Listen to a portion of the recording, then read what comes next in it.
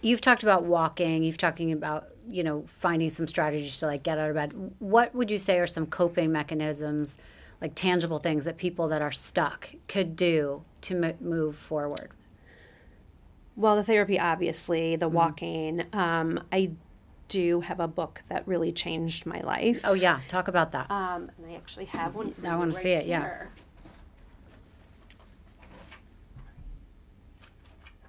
It's in here.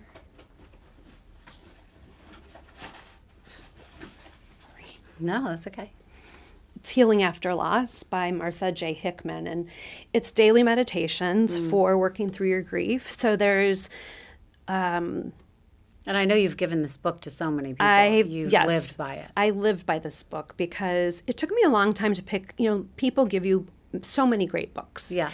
And I put them in a pile, kind of like, when am I going to do that? Like, it really kind of, books didn't seem like they would be a thing. And one day I picked Healing After Loss up and I opened it up to the day. There's a little quote from someone, and then there's a meditation or an inspirational message. And I sat down in my garden room and opened it up, and something shifted in me. I can't explain it because everything in the world looked the same, but something shifted in me. So I kept up with the book. 8 years now, I've been reading this book every day. It's been amazing. I've sent it to, the first time I sent it was when another family lost a son. And I wrote a quote, I wrote in the beginning of the book, "May this book bring you comfort in your own time." Because everybody has to do it in their own time. That's right. And after I sent that book, a month later, someone else had passed away. It was a family I didn't know. I sent the book. And then in the ensuing months, I went on to send the book, signed that way, to people I knew and to people I didn't know. And it gave me such a sense of accomplishment getting this really amazing book into the hands of people who I thought could use it. Right. And I ended up ordering my first case, and it felt like a purpose. Right. It felt like, as I said, such an accomplishment. Then the thank you notes came, which of course they did, but I wasn't even thinking about thank you notes. And I put them in a heart-shaped box that was a gift. I got a gift from our good friend Epi Lederer, who is known to the world as Ann Landers. She was a very close friend of ours.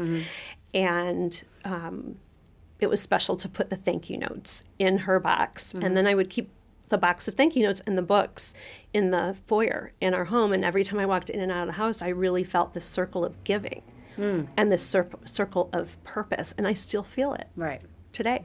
So a lot of people talk about how life is different from the day someone dies or that loss, whatever it is for someone that they're grieving.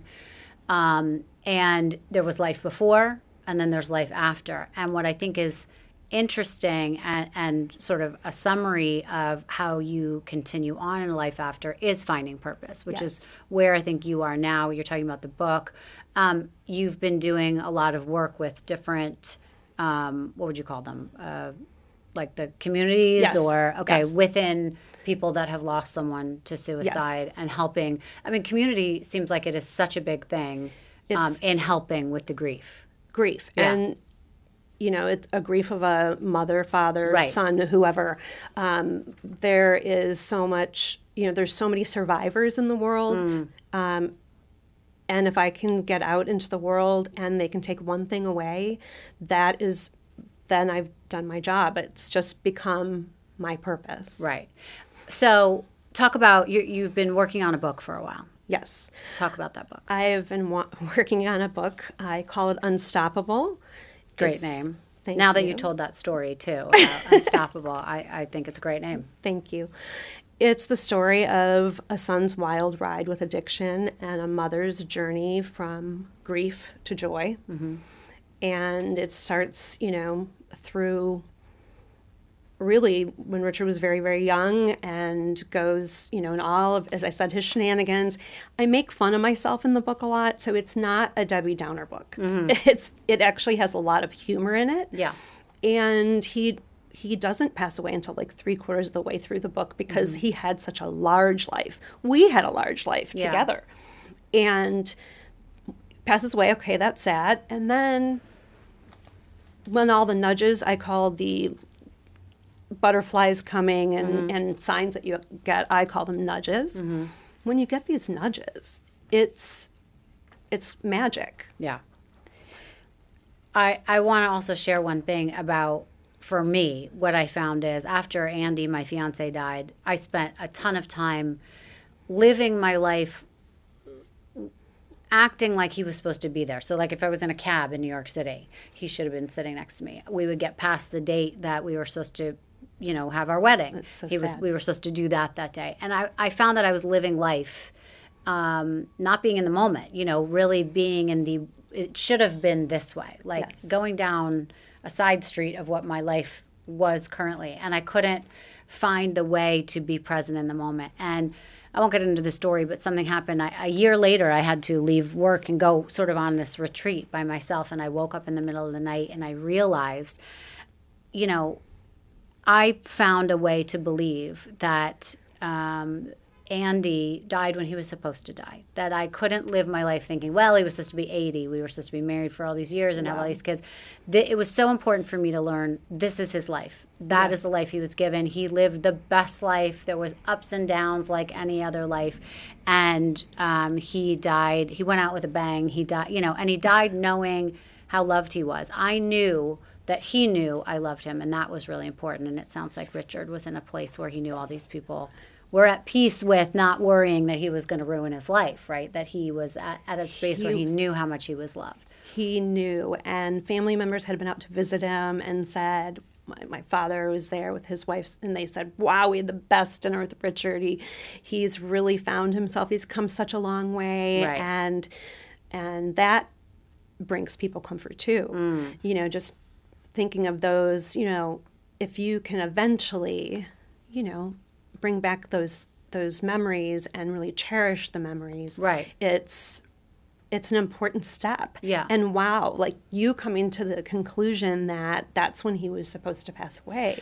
Yeah. It was huge, and it's huge. Huge. But also, when I think about it, the pain that Richard was feeling or other people that,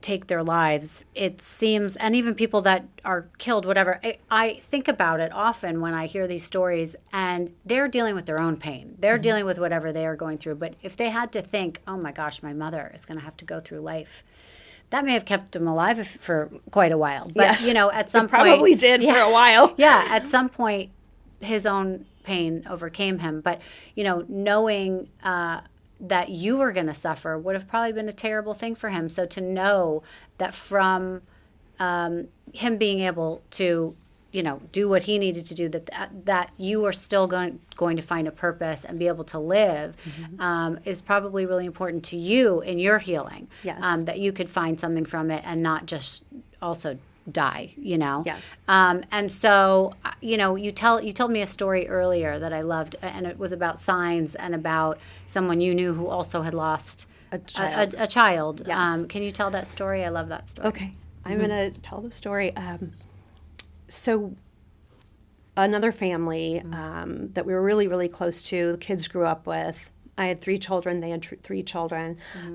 As couples, we were friends. And the dads would take the 6 children skiing over President's Day weekend every year. So our kids really, really knew each other.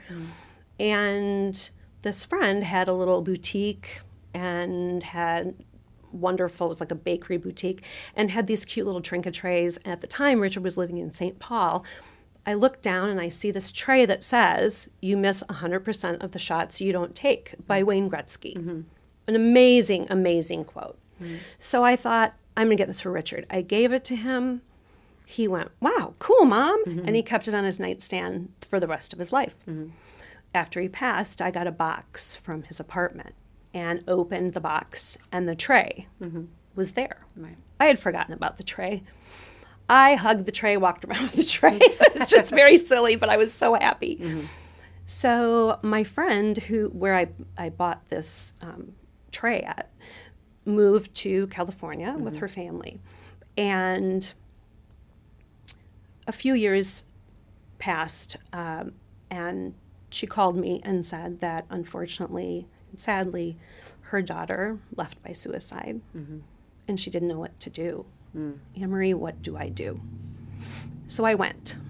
I went to see her. Actually got on the airplane with my little granny, glasses and my needlepoint.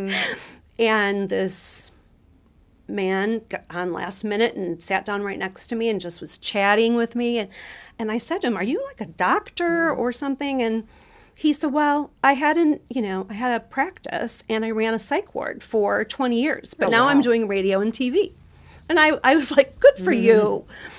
So he said that, and I said, "Well, you're going to be so sorry you sat next to me on this plane ride, because it's 4 hours from Chicago to LA, and yeah, there's a lot of talking to happen." Right.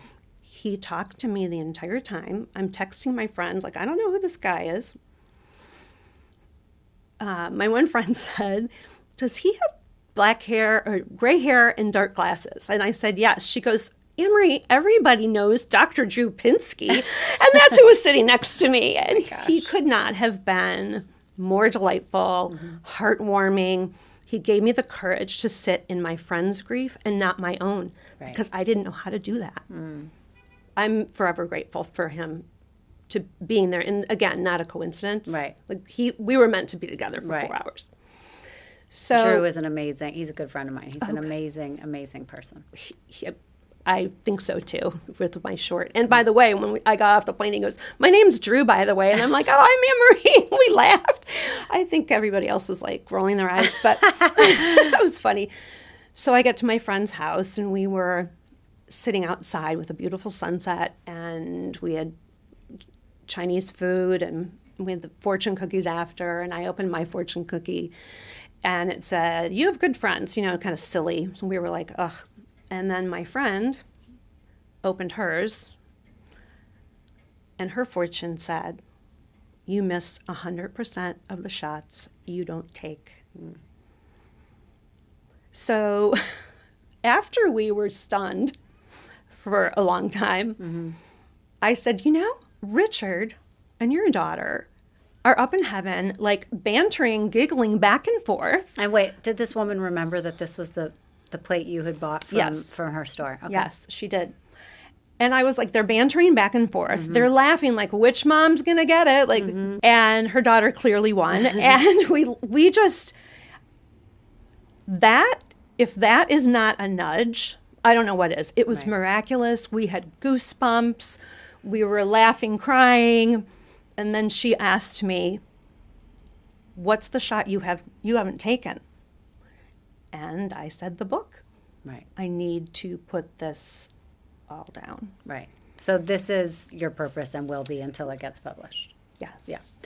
Yeah. Tell me about your life now. You're married?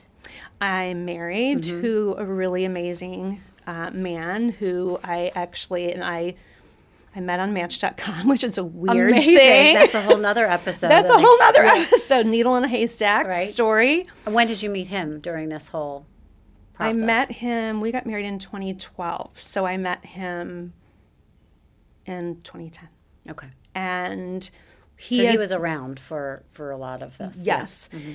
So he had 2 girls and a boy, and I had 2 girls and a boy. And so at our wedding, I had the children pose like the Brady Bunch, and our Christmas card was the Brady Bunch with Alice in the middle. Oh. And so that's how I explain our family.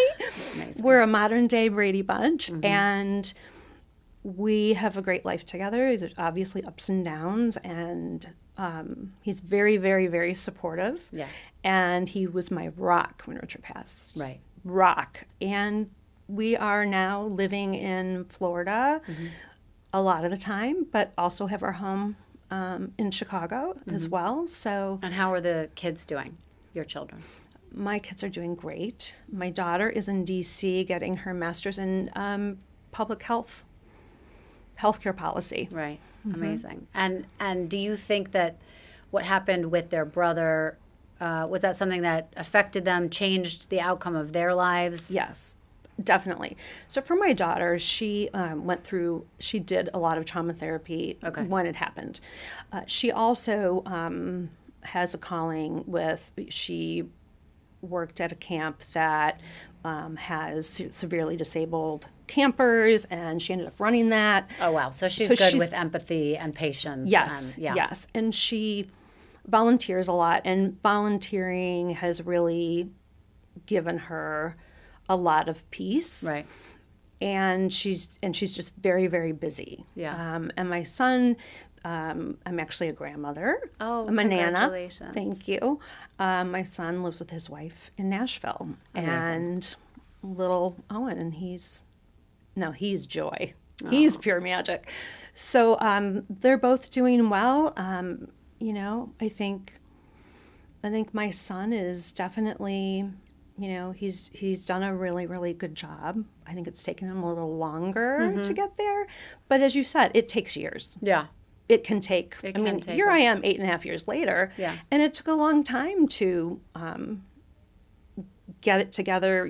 I'm an artist. I was an interior designer by trade. So I'm an artist. I'm not a writer. So all of a sudden I wanted to write a book. Yeah. Now I can talk and tell a story, but to put it down on paper is Right. a different thing. Yeah.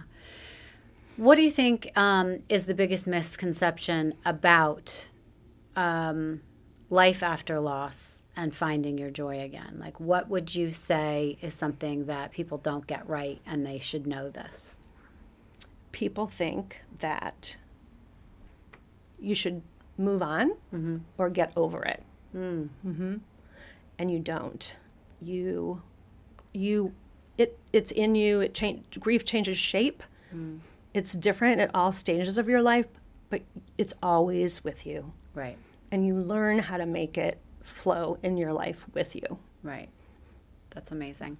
And lastly, I just want to end with what's something you want us to know about Richard or remember? What's something you remember about him that you want us to know about? I just want everyone to know he was very, very sensitive and had always thought he would become homeless for some reason.